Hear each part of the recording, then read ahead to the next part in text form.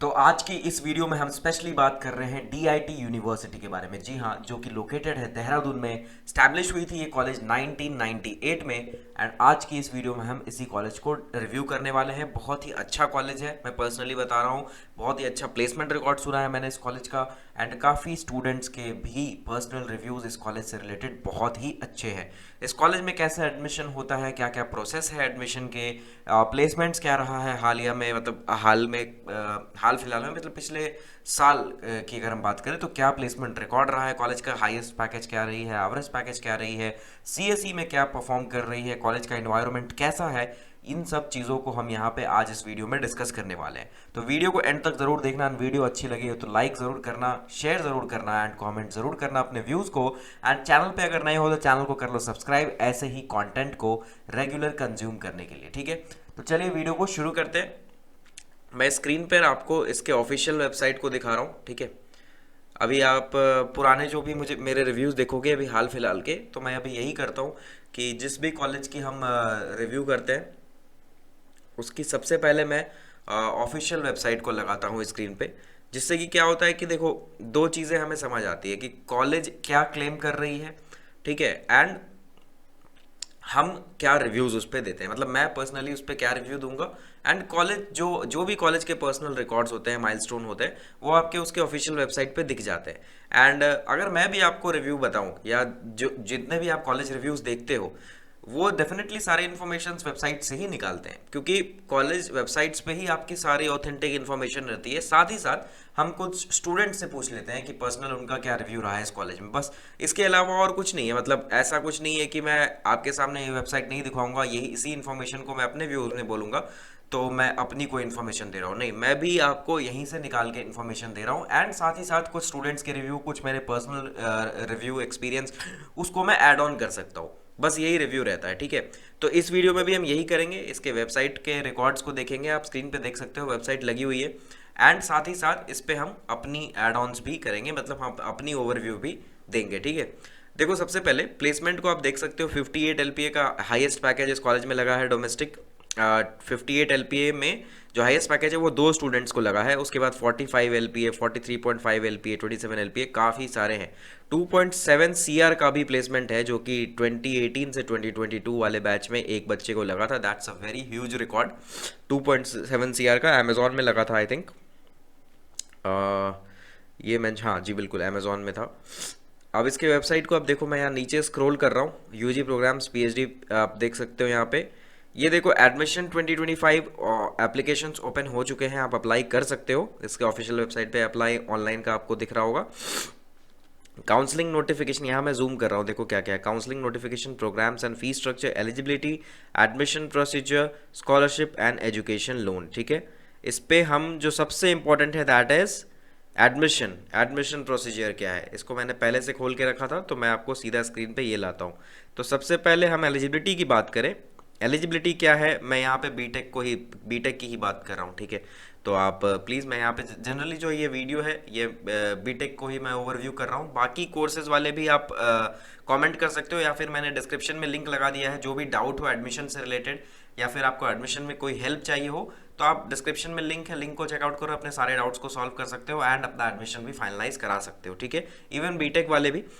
तो देखो एलिजिबिलिटी की बात करें तो बीटेक में यहाँ पे एडमिशन के लिए past 10th class examination with 60 marks. 10th में भी आपके 60% होने चाहिए एग्रीगेट, एंड 12th में 60% इन PCM, physics, maths, English and any one of the following, chemistry, computer science. Okay, यहाँ पे थोड़ा सा डिफरेंस है। नॉर्मली आपको कॉलेजेस में PCM के एग्रीगेट को देखा जाता है, बट यहाँ पे आपको ऑप्शन दिया गया है केमिस्ट्री, कंप्यूटर साइंस, इलेक्ट्रॉनिक्स या फिर IT या फिर बायो। बायो तो चलो मैं समझ रहा हूँ, बायोटेक वालों के लिए भी बहुत सारी कोर्सेज होती है यूजी में भी, जहाँ पे PCM या PCB देखा जाता है। ठीक है, तो इस वजह से, बट यहाँ पे आप, बहुत बड़ा ही इंटरेस्टिंग चीज़ है, फिजिक्स मैथ्स इंग्लिश के इंग्लिश, फिजिक्स मैथ और इंग्लिश के साथ बायो को लिया जा रहा है, तो that's a very interesting thing.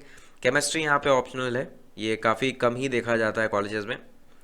Optional in the sense कि अगर आपने केमिस्ट्री में आपके एग्रीगेट नहीं भी आ रहे, तो आप कंप्यूटर साइंस के साथ यहाँ पे फिजिक्स और मैथ को और इंग्लिश को इंक्लूड करके ये एग्रीगेट बनाते हैं। ठीक है, यही देखो फ़ायदा होता है डिम्ड कॉलेजेस का, अपने हिसाब से कुछ भी रख देते हैं, जो इनकी मर्जी आए एग्रीगेट कंप्यूटर साइंस का बनाने का, या फिर physics chemistry math English computer science की, या physics chemistry math physics math English या फिर कंप्यूटर साइंस, कुछ भी जो भी सब्जेक्ट का मन करे ये अपने हिसाब से बना लेते हैं। हाँ, फिजिक्स और मैथ्स को मैंडेटरी रखते हैं। चलो ठीक है। ये तो secured passing marks in physics in maths इन 10+2। चलो ठीक है, इतना तो रखा है भाई कि पास हो जाओ कम से कम।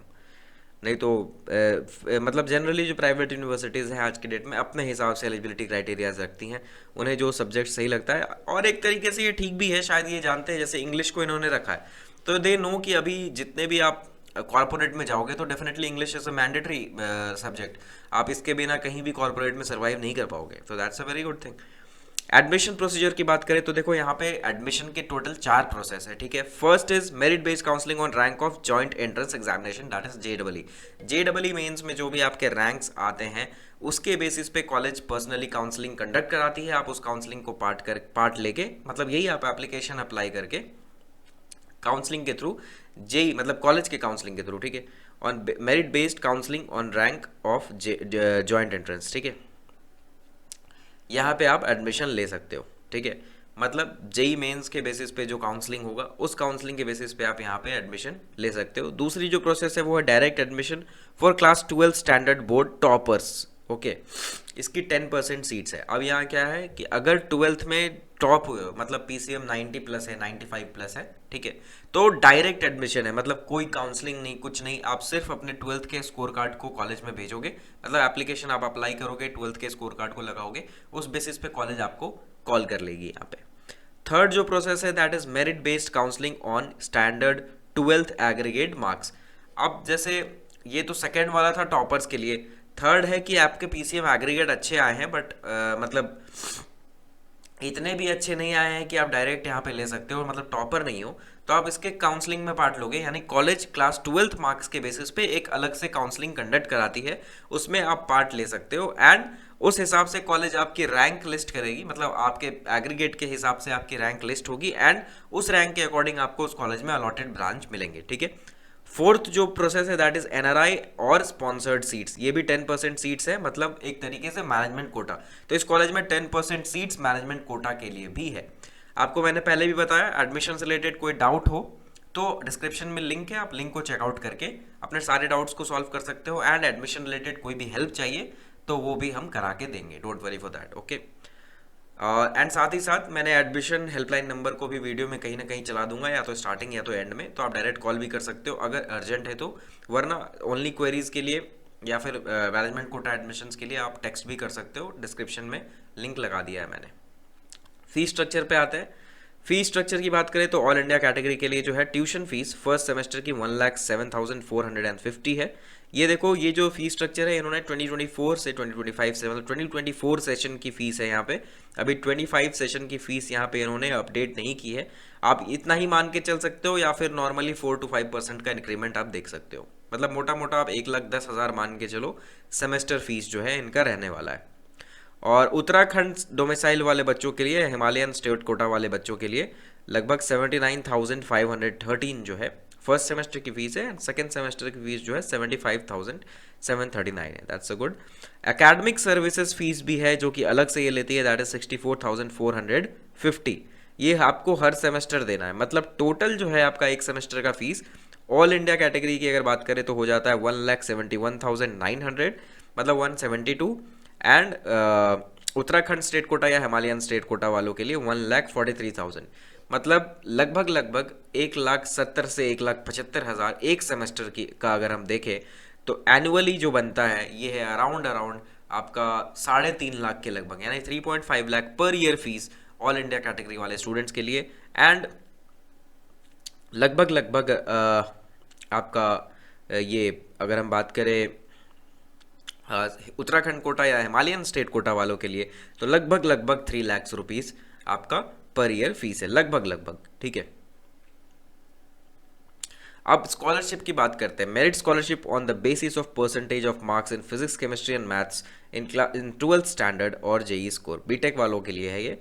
ग्रेटर दैन और इक्वल टू 95% और first rank holders of all boards या फिर JEE rank between 1 to 50,000 100% scholarship दे रही है। अगर जेई में आपके अंडर 50,000 रैंक है, या फिर अगर आप 95% या फिर 95% से ज़्यादा पीसीएम एग्रीगेट ला रहे हो, आइदर आप कोई भी बोर्ड से हो, तो आपको 100% स्कॉलरशिप मिल जाएगी। हालांकि यहाँ रैंक मेंशन मतलब ब्रांच मेंशन नहीं है। मेरे हिसाब से ब्रांच वो अवेलेबिलिटी पे डिपेंड करती है कि कॉलेज में आप अप्लाई कब कर रहे हो, उस बेसिस पे मेरे हिसाब से ऐसा लगता है मुझे कि वो रैंक आपको ब्रांच अलॉट करेंगे, ठीक है। 50% स्कॉलरशिप पे है ग्रेटर देन और इक्वल टू 90% और लेस देन 90%। और JEE rank between 50,000 to 80,000। JEE में अगर 50,000 से 80,000 रैंक है, या फिर 90 to 95% के बीच में आपको या तो 90 या तो 95 से कम, मतलब 90, 91, 92, 93, 94, इस बीच में आपकी परसेंटेज पीसीएम एग्रीगेट कहीं लाई करती है, तो आप 50% स्कॉलरशिप के लिए एलिजिबल हो। ग्रेटर देन और equal to 80% to less than 90% और JEE rank between 80,000 to 1 lakh, ठीक है। अब वही पीसीएम एग्रीगेट अगर 80 से 90 के बीच में है, 90 नहीं 90 से कम, मतलब 80 से लेके 89 तक है, तो आप 25% स्कॉलरशिप के लिए एलिजिबल हो।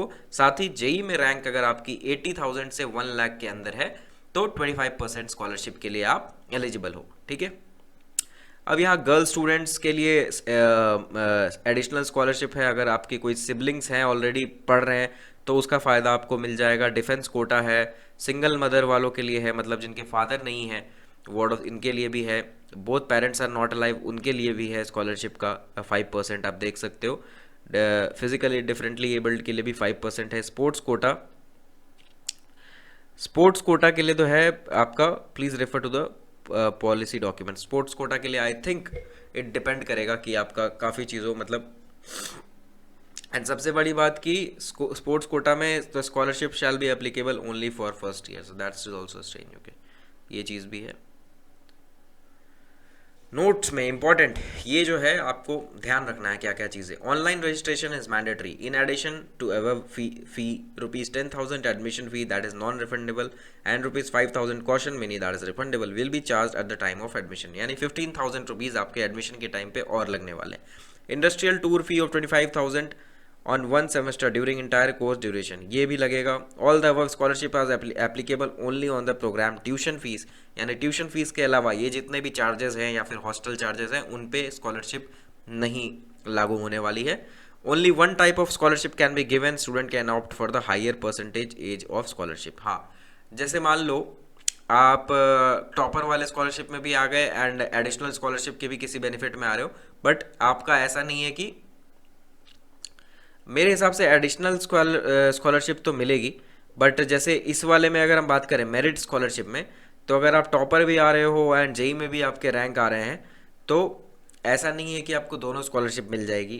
कहने का मतलब है कि आप किसी एक स्कॉलरशिप को ही चूज़ कर सकते हो, ये आपके ऊपर है कि हाई परसेंटेज वाले स्कॉलरशिप को आप चूज़ करो, ठीक है। Scholarship can not be more than 100% of tuition fee, ये तो चलो पता है। तो ये थी यार इसकी कुछ ओवरव्यू, जैसा कि दिखाया मैंने। ये हम इसके ऑफिशियल उस पे आ गए फिर से। तो देखो, अगर आप मेरे से पूछोगे कि कॉलेज कैसा है, कॉलेज तो देखो नो डाउट काफ़ी बेटर है, अच्छा परफॉर्म कर रही है ये। आप देखो 400 companies plus companies visited, 58 LPA का हाईएस्ट पैकेज था, मतलब 1450 प्लस ऑफर्स हैं। मीडियम सैलरी की बात करें तो 7.5 LPA का मीडियम सैलरी है। टॉप रिक्रूटर्स को यहाँ मैं जूम आउट तो नहीं हो रहा है, बट आप यहाँ पे स्क्रीन पे देखो टॉप रिक्रूटर्स जो है काफ़ी सारे नोन हैं, आप देख सकते हो। Zomato, Blinkit, KPMG, one of the big 4, आप देख सकते हो। अशोक लेलैंड है, तो अच्छा है। Flex car is also there, JSW is also there, तो इट्स गुड। मतलब कंपनी विजिट तो काफ़ी हो रही है कॉलेज में, नो डाउट। एंड कॉलेज की जो मैनेजमेंट है उसकी मैं यहाँ पे तारीफ़ करूँगा कि it's definitely doing great job in terms of placements and all. तो ये थी एक छोटी सी overview on DIT university. Hope कि आपको पसंद आई हो तो लाइक करना, शेयर करना एंड कमेंट करना अपने व्यूज़ को। चैनल पे नए हो तो चैनल को कर लो सब्सक्राइब, ऐसे कंटेंट को रेगुलर कंज्यूम करने के लिए। ऐसे कॉलेजेस के अभी और रिव्यूज़ आने वाले हैं जल्दी ही, तो बने रहना चैनल पे। आज के लिए बस इतना ही, मिलते हैं नेक्स्ट वीडियो में। Till then stay safe and stay tuned.